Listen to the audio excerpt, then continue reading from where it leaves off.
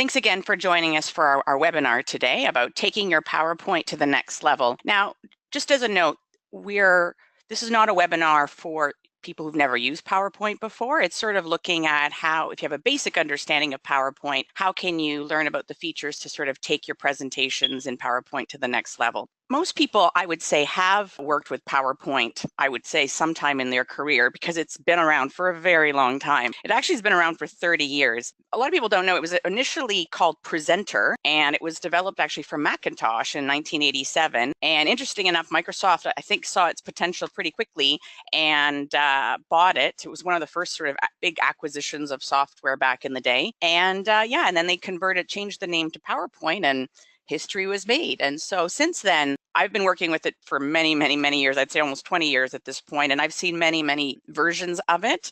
Definitely have seen it evolve a lot, especially in the last version, 2016, which is the one that we're going to be going through today, that you'll see that they've added, I think Microsoft is recognized that, people use it for not just big sort of presentations up on a screen, but people do a lot of graphic work, they do graphs, they do tables. So there's a lot of stuff kind of happening. And what I have loved is in this last version of PowerPoint that Microsoft definitely has included a lot of features that before I would have had to done sort of in other programs like outside of PowerPoint and brought them in. And I love the fact that now you can do it all within PowerPoint. And they've made stuff a lot easier, I think, for folks that are just getting started out. So let's talk a little bit about master slides and layouts, because this is the sort of back end of PowerPoint. And I've noticed like a lot of people when they're first starting out with PowerPoint, they know that there are these ready-made templates and they know how to use them, but they don't really understand what's happening in the back end. And because of that, they don't understand how they can actually like adjust it or customize it to make it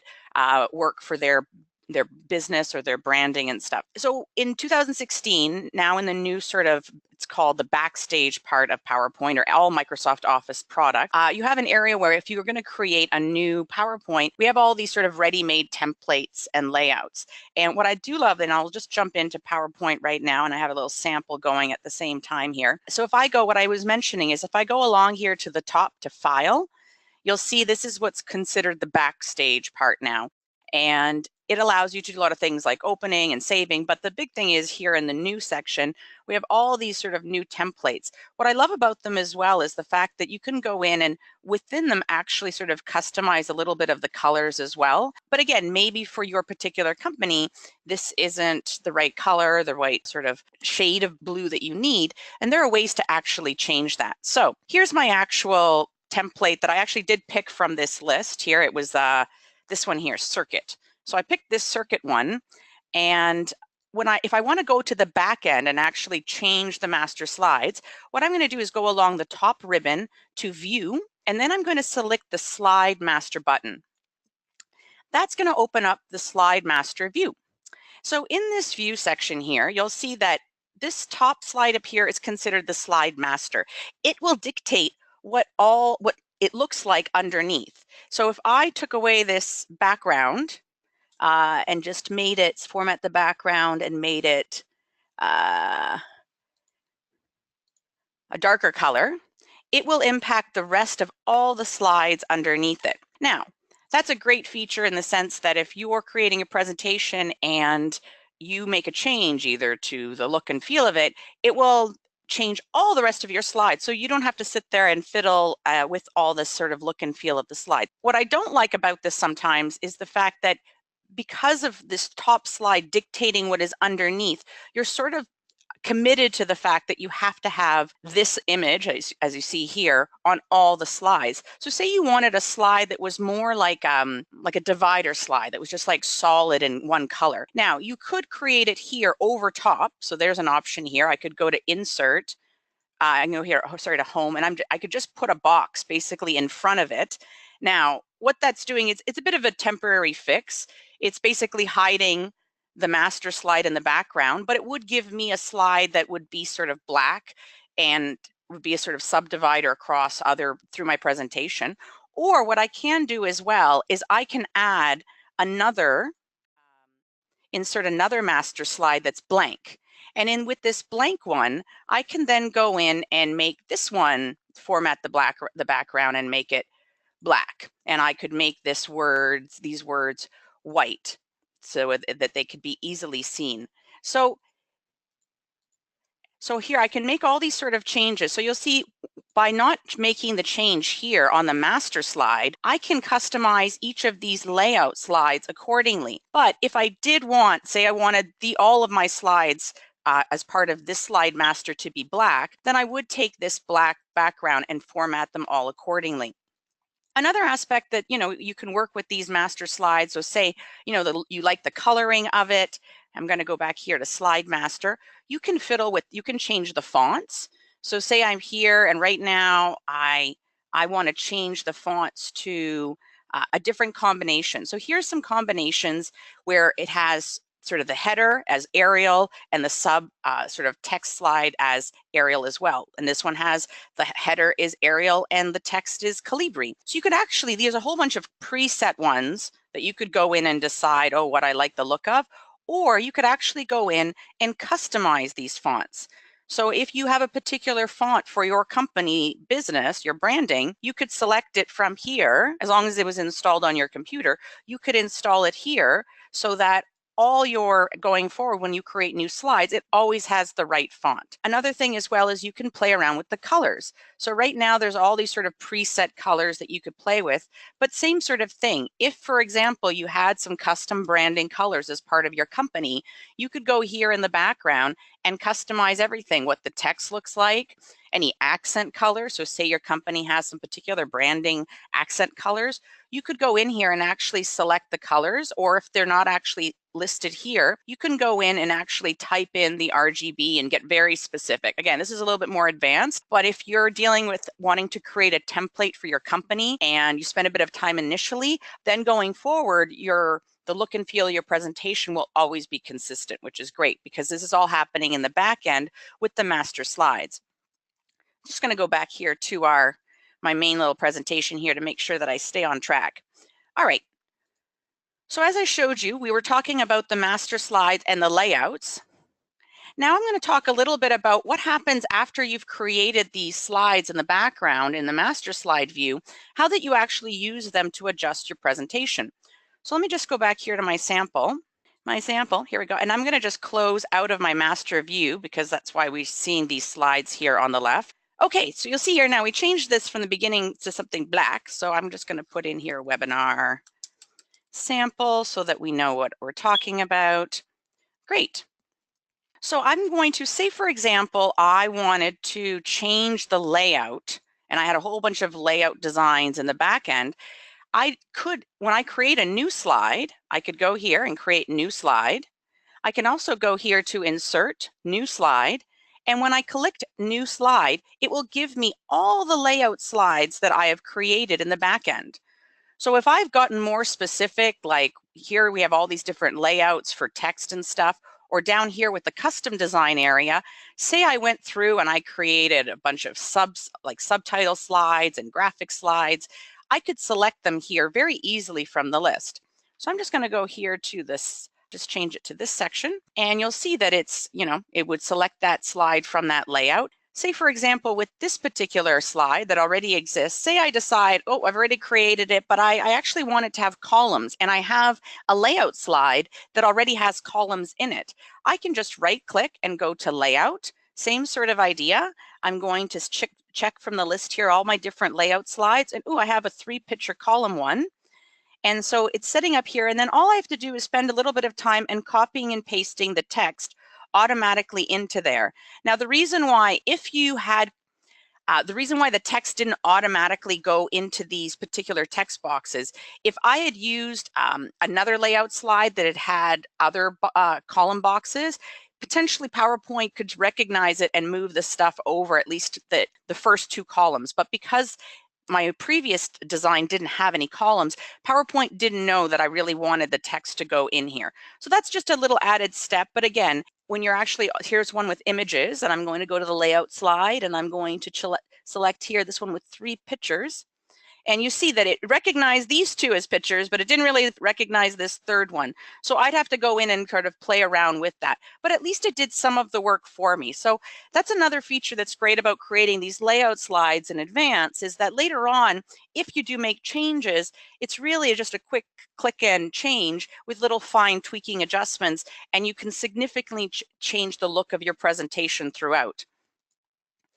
All right, let's go back here to our main presentation. Now, let's talk about improving images. Now, famously say a picture is worth 1,000 words. I would challenge that in the sense that if the picture is not great, it is not worth 1,000 words. And I have seen this countless times in presentations where people put in, they recognize the fact that people like seeing images in their PowerPoint, in presentations, but either the photographs are not clear, they're too small, they're too many, and they're not clear, they're dark, you can't see what's actually in the image, or what the actual focus of the image is sort of, it's a gigantic image, but what you really want to look at is sort of a small part of the image, so it hasn't been cropped. So let's look at some ways that we can actually improve your images throughout your presentation. And there's some great tools, like I said, in PowerPoint 2016 to help you do that.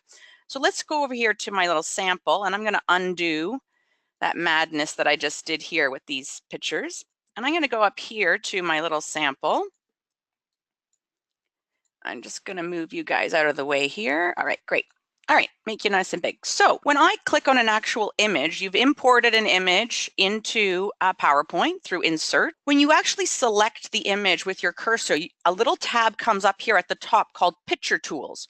When I select that, you'll see that the whole ribbon changes here at the top. So I have a whole bunch of options that I can work with. So what I'm going to do now when I look at this image is I find it very dark. So I'm going to go here to Corrections.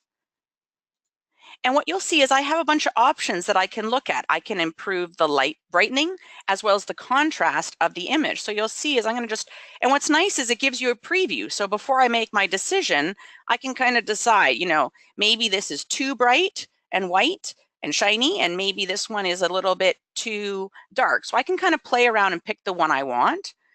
I can also change the tone a little bit. So say, for example, right now it's a very sort of yellowy color, and I want to sort of make it more subdued. There's some color saturations I can choose. So one is 33 here, a preset.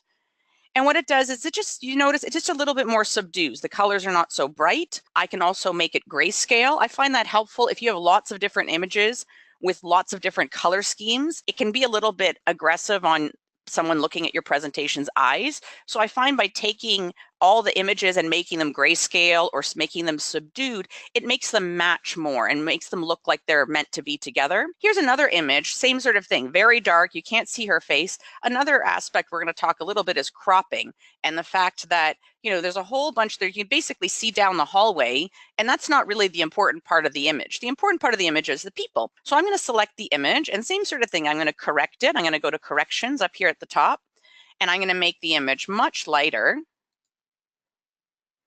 Great, you see, now you can actually see your face.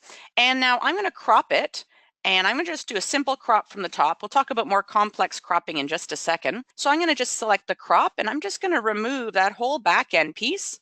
And I don't really need to see their legs either, because I really want to just focus on their face. And I'm going to just crop right in. Oops. So you see now that it's really focused on the person and not just, again, the sake of putting in an image for image sake. And I could do the same thing here. Right now, we're all looking at these people's feet. There's really no need to look at their feet in an image like this. I think the real focus is the people's faces. So a great way, sorry, having a little bit of delay here because of the webinar is causing a little bit of slowdown here with my system, but okay, great. There we go. See, and now the focus is on the particular people. So you see these, and what I did here is I'm going to just go back here to the subdue in the color scheme, and you'll see now these two images match a bit more. They look like they're kind of part of the same scheme. They're clear. You can actually see the employees' faces. I'd say that's a much better, more effective way of presenting your images within PowerPoint. Let's look at another example in terms of images. Another great tool that they've added in 2016 is removing backgrounds. So I used to have to go into other systems, other products like Photoshop and stuff to do this. And I love the fact that now PowerPoint has included this as part of its tools. So I'm just going to go here to some images. You'll see as I put it on the background that it has a white background. Not really great when you have a textured background like we have right now, because you can't see what's behind it. So when I select the actual image, and I'm going to go here to the top to Picture Tools, you'll see on the left there's a new icon called Remove Background. So when I select this, it just takes a little bit for basically Microsoft to, it does a first pass of what it thinks the background is and what the image is. So what you see that is colored is what is going to stay. Now, what you see here in purple is going to go. So we have a problem here. It's going to erase some of my laptop. So what I need to do is I need to mark areas to keep. So by selecting this, I can go in here and start drawing little lines, basically telling PowerPoint, yeah, keep this part of the image, keep this part of the image, keep this part of the image. So I can kind of work around it. Now, again, sometimes it's not super precise, so you get a little bit of the white background as well. But you can trim up enough that at least when you're looking at it, and I'm going to say keep changes. Now, when I move it around my background, you see it's not blocking the background. And I could do exactly the same thing here with this gal. Mark areas to keep. It's going to take its first pass of what it thinks the background is.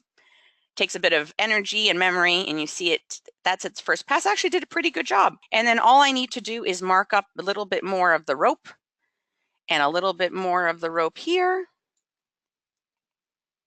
Good stuff. And then I'm going to say keep changes. Great. And then you'll see I'm just going to move her forward. You can put her on top of stuff. So that's a great feature. And that's definitely something I see a lot of in people's presentations where they put these images and they have white backgrounds or big backgrounds, and they're kind of blocking stuff that's important in the behind it, and especially images or background images and stuff. So this is definitely a feature that you should check out. So as I was mentioning about cropping and the fact that, we can improve the quality, the look of the images in terms of the contrast and the brightness, but we can also just be more creative in how we crop the images. So if I select an image, same sort of thing, it will open up a little icon at the top that says Picture Tools. And by selecting Picture Tools, it opens up my lovely ribbon here of all my tools and functionality. And over here on the right is Crop. Now, before I just did a simple crop, I'm going to select the drop down now, and you'll see I have the option to crop to shape. So interesting enough, you can crop an image to anything. You could crop it to an arrow, you could crop it to a smiley face.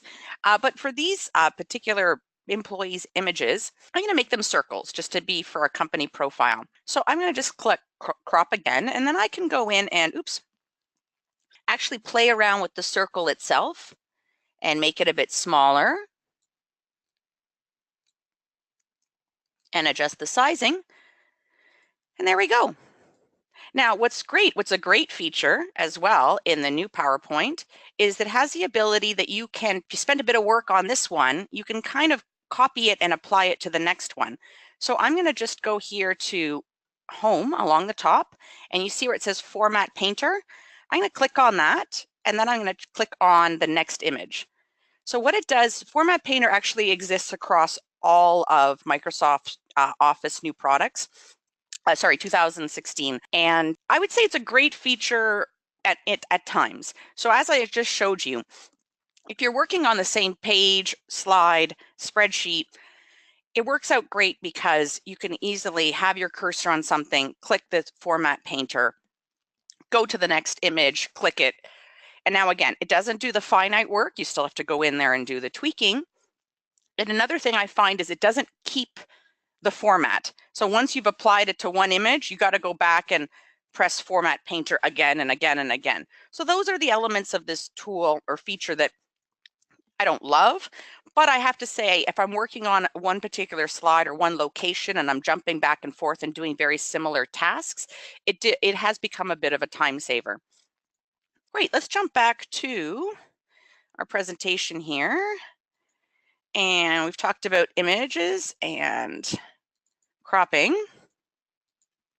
which is great. And we can talk a little bit about framing. It's not my, I have to say, from a professional looking presentation format, I find sometimes the frames look a little tacky, I'll admit, depending on how they're used. So when you go to the picture section area here in this ribbon, right here, and it takes up a big space right in the middle. These are all these different frames. So you'll see as I hover over them, you'll see the preview, and it could be anything. It creates a shadow, it creates boxes around it, that kind of thing. Now, I guess from a time-saving perspective, if you were going to do a bunch of images, these look okay. I just find some of them, they look a little tacky. And then I also find them challenging because sometimes when you edit them, then Microsoft will save the image that way. And then later on, if you want that same image back, you can't have it back. It's kind of forever in this state of shadows and white borders. So I actually, a lot of times when I work with these types of frames, I'll actually just create them myself, because here in this section, we have picture borders, we have picture effects. So you can do things like shadows, drop shadows. So you can, in essence, create very similar effects that you see here in the frame section all by yourself. And the nice thing about it by creating it this way is the fact that then you can change it if you decide to change your mind later on. All right, let's jump to the next section here. Let's talk about having easy to read content. Now, we're not going to get into this presentation about best practices when developing presentations, because that overall is less content is definitely better. I do see the fact that folks put a lot of content on their slides. And again, depending on how you're presenting your presentation, whether it's in a large conference format or whether you're printing out and handing it to somebody, I think that makes a big difference in terms of how much content is on your slides. But I do think it's also important, regardless of whether it's a little or a lot, that it's well formatted so it's easy to read and scan. Because at the end of the day, people are not reading it like they do a novel or a book. So that you need to make the material much easier for people to scan, whether it's at a distance or even close up. So let's talk a little bit about some of the formatting. Now, most people I notice will just take basically, I'm going to change us back to our layout that we had originally. Sure. No, not this one. This one. Here we go. So here's some text that I had imported in from a website.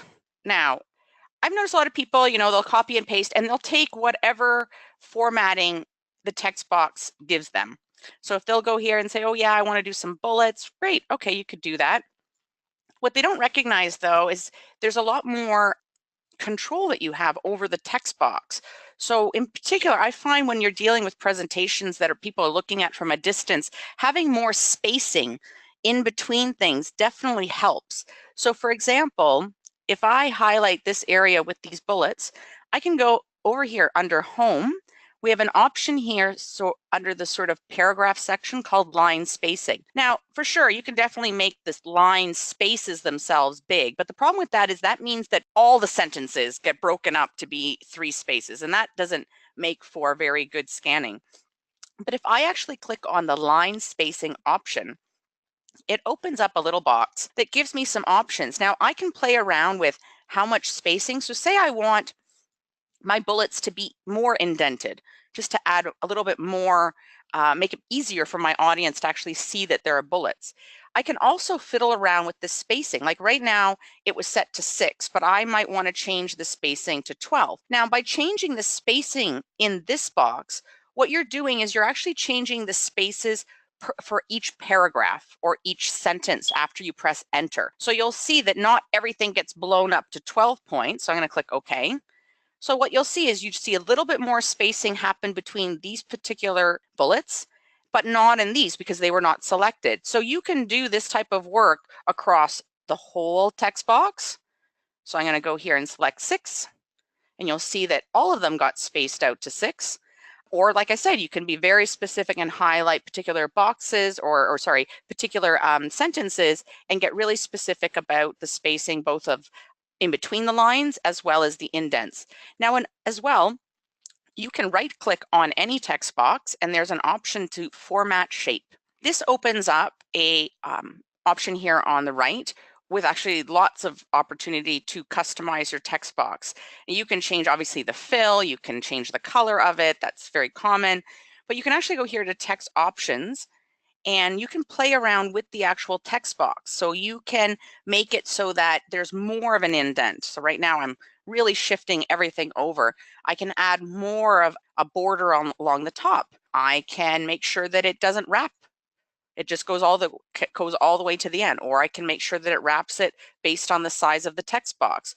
So lots of opportunities to customize. Again, I notice a lot of folks kind of just take what PowerPoint gives them as part of their template, but there's lots of opportunity to customize and play around with these text boxes. And these obviously become the key component of your presentation. Tables. Let's talk about tables. So a lot of folks you can create tables in PowerPoint, but I've noticed a lot of the folks I work with, they tend to import their tables from Excel or potentially Word. Either way, I'm just going to go in here to my sample and pull up this table. Now, this is one that I've actually imported from Excel. So it's, sort of typical financial sheet. It's pretty plain. When I actually click on the table, PowerPoint recognizes it's a table. So you'll see when I click on it, up at the top, you'll see Table Tools shows up. And when this is actually showing, when I click on Design, all of a sudden this ribbon becomes basically my Table Tools. And if I click on Layout, these become sort of additional tools to fiddle with my table. So these two. So as long as this little at the top says Table Tools, these two ribbons, Design and Layout, give me total control to play around with my table. Now, there's a lot of things that you can do just at one click without customizing. I can decide that the header row is colored. I could decide that the total row at the bottom is colored. I could decide that the last column has a color. And even from there, I can decide based on some presets what the colors are. So I can make it sort of more white. I can make it more sort of a blend. I can go in and ask for more solid colors. So there's some presets that I can go in. Now, you can also, I'm just going to undo all that. You can also do this all manually. So if I highlight this particular row and I go here to shading, I can select whatever color and say I've preset some colors for my particular template, then I could select them here. I can also change the color of the text. Now, what I think is interesting here is right now it's really aligned to most of this actual whole table. I'm just going to actually fill in all the borders. So here under borders, I have the option to select all borders, and I'm going to just change the colors to make it just a little lighter gray. And I'm going to select all borders. Okay. Oh, all borders, please. There we go. All borders. Okay. Now what you'll see here is that all our text or all our data within our table is aligned to the bottom. I find that a little bit hard on the eyes, again, especially when you're trying to make it as easy as possible for people to scan the information. So this is why, again, we have the design area, which allows you to play with the colors of the borders, colors of the shading of the columns, of the rows. If you go along the top to layout, this allows you to play around with the spacing and that kind of stuff. So what I find really helpful is you can do it for the whole table, is just select the whole table. And there's an option here, center vertically. And that aligns the whole thing, all the text to the middle of the actual cell. I can also align everything to the left. I can align it to the middle. I can align it to the right, that kind of thing as well. I also find it interesting sometimes when you're dealing with tables and maybe the title of each of the rows is a bit long, you can also change the direction of the text, which I find helpful. You can rotate it all so that it's, showing, depending again on the use of your table. It might be handy to switch the direction of your text accordingly. I'm just going to put it back. And you can also play around with the margins. So I've noticed as well, sometimes people create tables with text in it and there's a lot of data, and a lot of it's being kind of taken up by space. So you can play around a little bit with the spacing under cell margins. You can actually make it a little bit more narrow so that everything is just has a little bit more space inside of the cell. You can also even just get really finite with the information. You can go, again, same sort of business, format shape, and you can go and actually go and fiddle out all the different, each particular cell on its own if you want to fiddle. You'll notice here that they've merged this particular column or rows together, so you can do all that.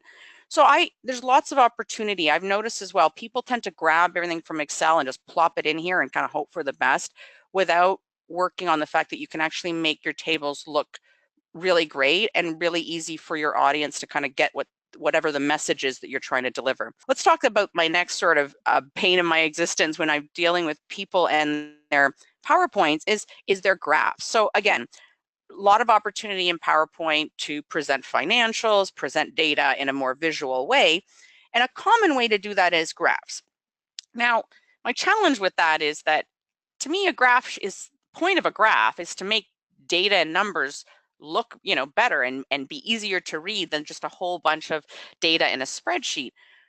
The problem with that is sometimes when people put their PowerPoints together and actually put their charts in, they're not very easy to read. They have too much data. So here's one that I've imported in. You'll see I've noticed lots of folks, I'm just going to move this guy out of the way for a second.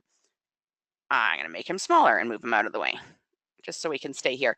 So here, this is very typical. This one's actually colorful, but the challenge with it's so small. So really at this point, I can't even read the numbers, the actual values. So is there value of actually having actual value of each of the columns here? I would say not. So you can actually click in once you've import. Now again, depends how you import it in. When you import or paste in a spreadsheet, you have the option to paste in a copy as an image or an actual copy of the spreadsheet. I'd recommend always doing a copy of the spreadsheet, not an image, because if it's an image, you can't alter it. It's basically just a screenshot of your graph, and that's it, it's done. When you actually copy it in as a spreadsheet element, you can double click on it and actually have control. I can actually go in here and delete all the values from the top, because I'm just going to make Instead, I'm going to make the values along the side bigger so that my audience can see what's our actual total that we're working with. So, and I also notice here at the bottom, the actual year is very small and hard to read. So I'm going to make this a bit bigger and easier to read. I'm also going to take the values off this next column, and then I'm going to make them all, I'm going to change the colors. So I can go through and make it, actually right click on it, and change the fills to orange. I can fiddle around with all of that kind of stuff. I can also right click on it, and I have some options here. I can, right here you go. So when I'm playing with the data, right now you notice it's actually pulling up the spreadsheet itself. So when I'm playing around with it, it's actually connecting back to my spreadsheet.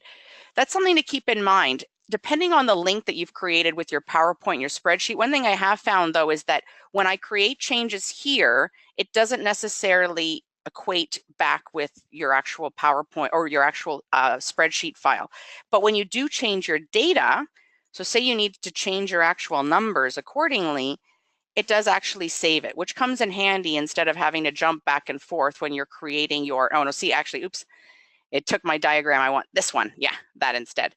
So anyways, it's a great way to have that sort of connection point, but definitely a way to improve the look of your graphs. Now let's take this other one as well. Now this is just a typical pie chart copied and pasted from Excel. Now same sort of thing as table. When I click on my graph that I've imported in, you'll see I get the same sort of thing at the top, but instead of table tools, it now says chart tools. So when I click on it, same sort of business. I have two ribbons. I have a design ribbon and I have a format ribbon.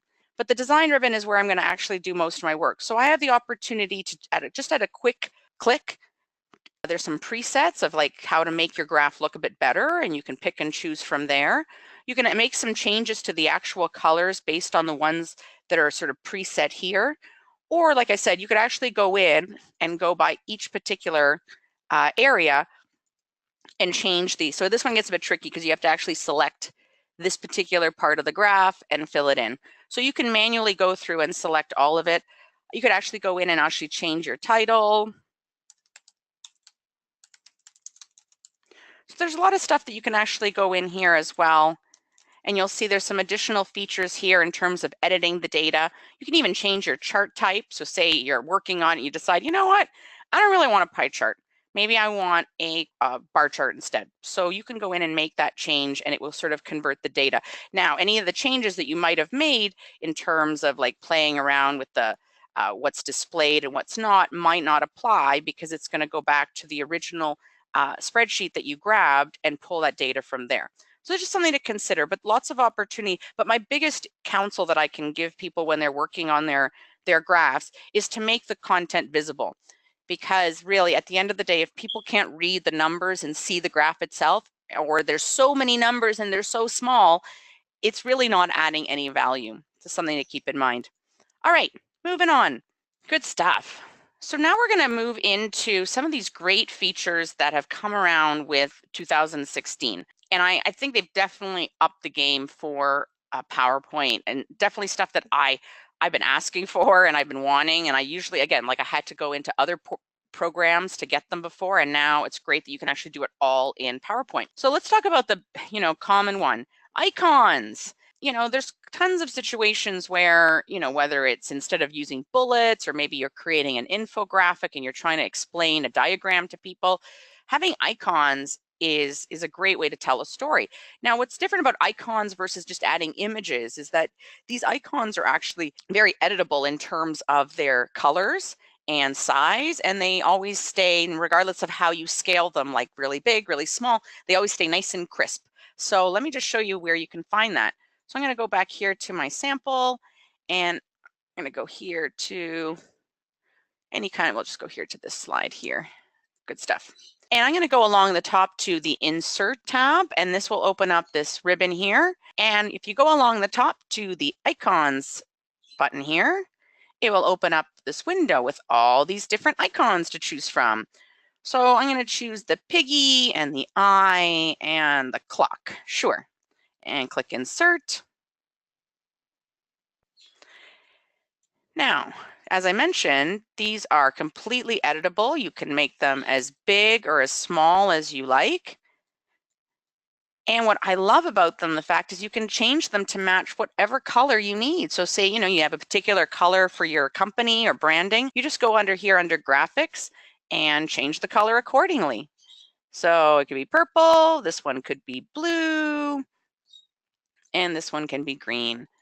So again, great. I use them a lot, like I said, for in lieu of bullets. So in this situation, instead of having these little bullets, you could put little icons instead. Or like I said, if you're creating a diagram, it's definitely a great feature. Next one. Morph, the morph transition. So I'm sure if you've, again, worked with PowerPoint before, you're familiar with the fact that it has animation features. But I could do a whole webinar on just animation within PowerPoint because it can get quite complex. There's the easy sort of features, wipe things in, fly things in. But honestly, a lot of people don't like that, to be honest. They don't like the things flying in and out for no particular reason. So I've noticed people have kind of moved away from the animation piece. But I have noticed there's this new feature that they've added, and it's not really an animation, it's considered a transition, but it definitely makes it so much easier to add a little bit more like a dynamic aspect to your presentation without spending a lot of time and energy. Let me show you how it works. So I'm going to go back here into my little sample. And so here's a little infographic that we've created, and say, we're talking about it and we want to have, it show up, and then all of a sudden we want in the next slide, we want stuff to kind of move over so that we can talk about it. We're going to talk about it like as the next part of our webinar or something like that, next steps. Great. So what I do, so that's what I want it to do. I'm going to just move everything back. So before I get started, I want that to happen. I'm going to take the actual slide that I want to work with, and I'm going to duplicate the slide. So that creates a duplicate, an exact copy. On the copied version, I'm going to move my text to where I want it to go.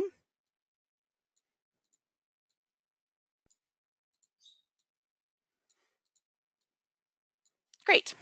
So this is the end point of where it's all going to land. Now I'm going to go back up here to my first slide that started it, and I'm going to go along the top ribbon to transitions. And now I'm going to select morph. Oh, wrong one. Sorry, guys. I'm going to go to the one underneath it and select morph. There we go. So you'll see that what just happened there, I'll just play it again under preview. So during that slide, so you'll see here in my thumbnails, through this type of functionality, we actually end up getting two slides, this slide and this slide. And that basically PowerPoint has created a little mini animation to help move the content from this look to this look. Now, That's all it can really do. I'll just tell you that. It can only really move stuff. I've tried to do a little more complex stuff, but you can't really time it. You can't sequence it too much. Everything kind of moves at the same time. So again, not the type of functionality that you're going to get in the animation section, but definitely sort of as a quick fix, add a little bit of movement to your PowerPoint. Definitely a cool way, but just keep in mind that under the morph, you need to have basically duplicate slides in order to actually work. Great, let's talk about my next feature here. The photo album. Now this has actually existed for a while in other iterations of PowerPoint, but they're definitely getting better at it, I'll say that much. So I'm going to go here, doesn't really matter which slide we're on, I'm just going to pick a slide in general, and I'm going to go along the top here to insert, and I'm going to select the photo album, and you'll see a drop down because if I had a photo album already existing, I could check it, click it from here and edit it. But I'm going to go to new photo album. And what you'll notice is it opens up a little window that basically gives me an opportunity to create my photo album. Now, some things to keep in mind when you do this. When it creates the photo album, it actually generates a whole new PowerPoint. It doesn't create it in here. You can always copy the slides over and bring it in here later, but that's something else to keep in mind is that it's going to generate this whole new file. And so if you do need to do formatting, master slides, that kind of thing, just keep in mind you have to just bring everything over here because when it creates it in the new slide, it's not going to bring over all that formatting and master slides and stuff. So I'm just going to go here to File, and I'm going to just pick a few images. I'm just going to go and find some general photos. Maybe shouldn't have picked. There we go. Some general photographs, great, and insert. And once it puts them all in here, you'll notice that they're all listed here. Now I can make some choices, like right now, I can change and move the sequence of how they're going to appear in the PowerPoint. I can also add text boxes for the actual slides. I can also make some decisions. Do I want one picture on each slide? Do I want two pictures on each slide?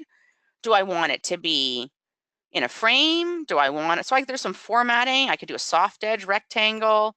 I could do center. Now I can't get into the fancy stuff like circles and stuff, but I can do rectangles.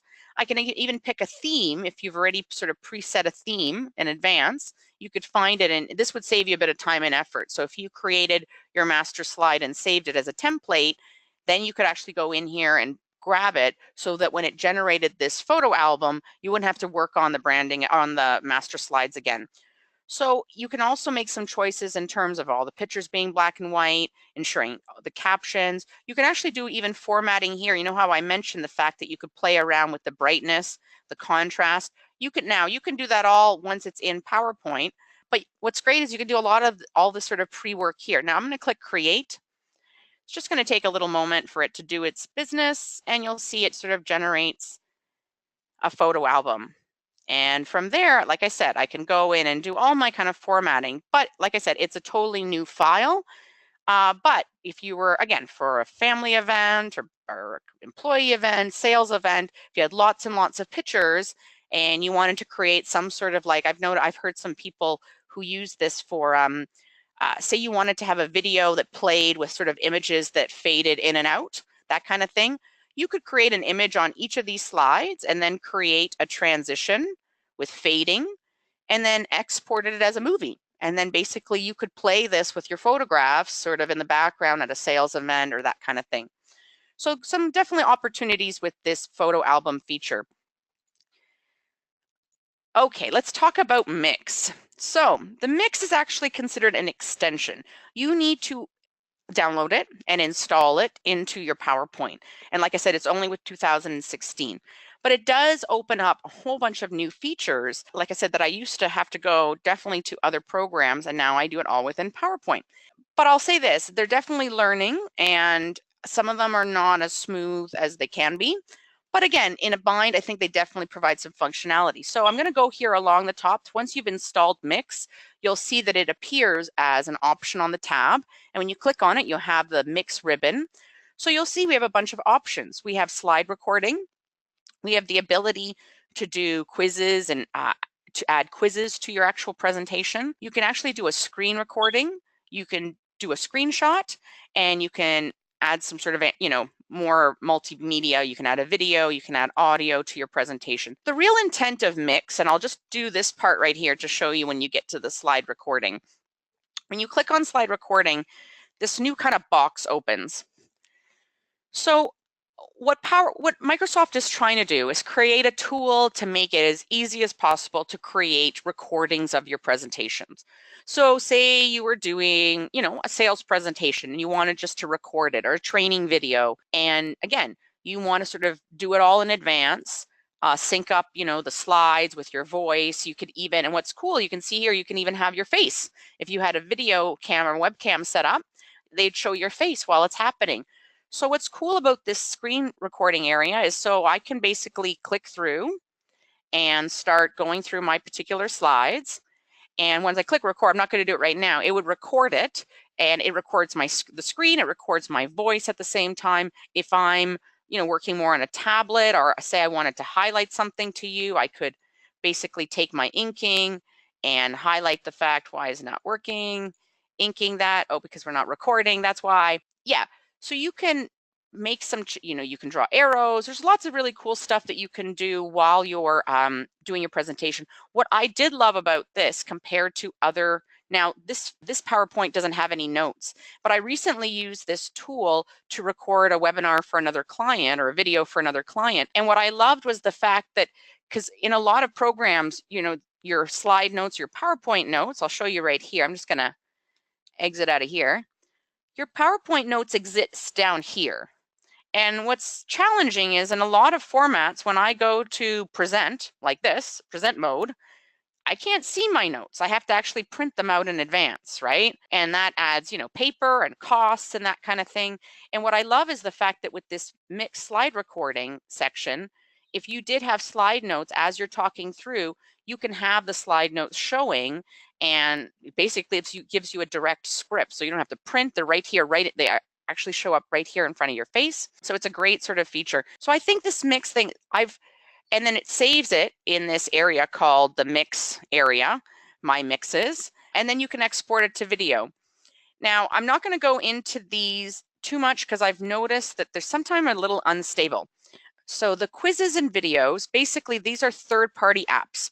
None of them are actually PowerPoint or Microsoft. They're actually add-ins. And there are other people who've created these tools. I've used some of them. Some of them are better than others, I will say. And what you do is you have to read a little bit about how they manage the quizzing.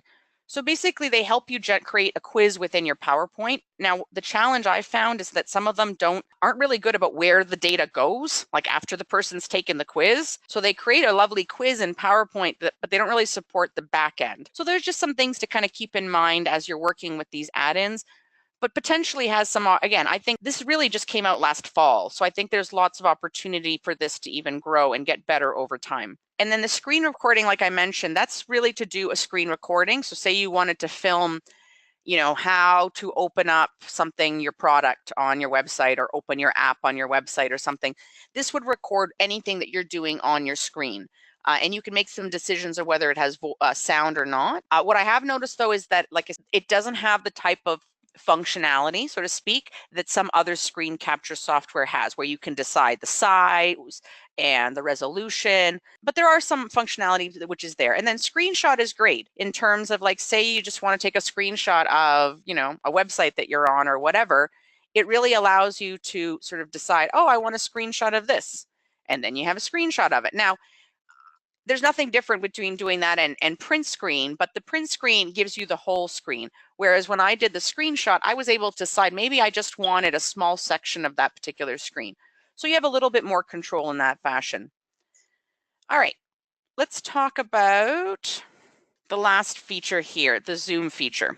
I wanted to leave this for last because it does alter your, and I do recommend if you are going to play around with this zoom feature, that you do wait till maybe at the end of your presentation, or I recommend creating a second version of your presentation, because it does alter things in the back end. And that I find that the only way to get rid of it later is to undo or to start from scratch again. So something to keep in mind. But here, let me show you how it works. It definitely has lots of capabilities.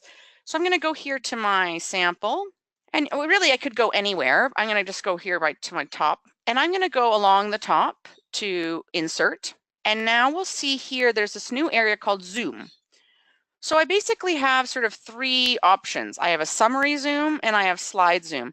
A summary zoom basically creates a summary page with little minis of all your slides. Let me show you.